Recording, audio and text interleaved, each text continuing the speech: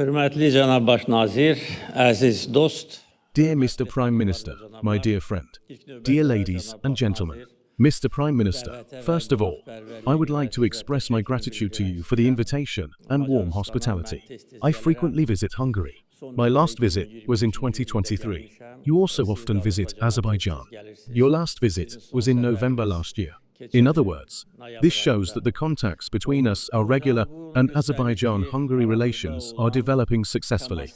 We are friendly countries and strategic partners. During today's negotiations and the meeting in a limited format, we once again saw that our positions on many issues coincide. When we observe the developments taking place in the changing world today, there is still no major difference in our positions. There are many similarities between Azerbaijan and Hungary. First, our historical roots. I know that the Hungarian people are very attached to their historical roots. The population of our countries is approximately the same, and the area of our countries are very close to each other. One of the similarities is that, as you also noted, Hungary is a landlocked country. Azerbaijan is also one of such countries. Although we are located on the coast of the Caspian Sea, but we also have no access to the world ocean. You also noted that Hungary borders a country that is at war. We are in the same situation. You border one country that is at war, and we border another. So, these similarities naturally create a good basis for mutual understanding because we are facing almost the same challenges.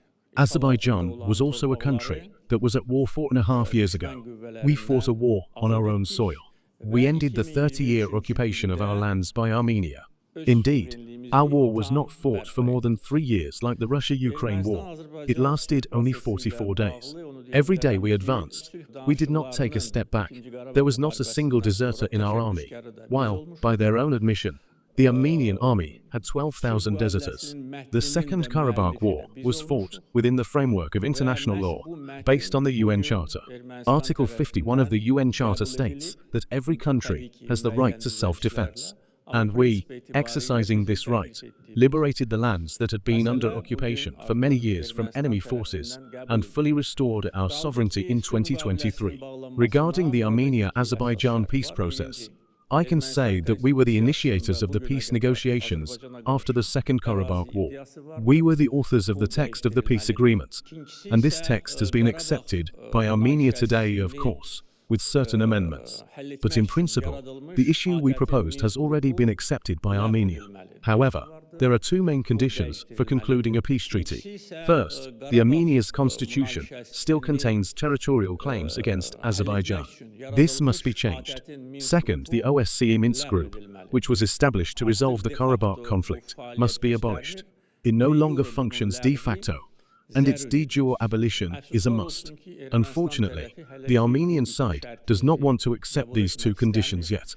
However, the events of recent years and the course of the processes show that sooner or later they will have to agree to our proposal, because there is nothing extraordinary in those proposals. Razılaşmağa məcbur olacaqlar, çünki bu təklifdə heç bir qeyri-adi məsələ yoxdur.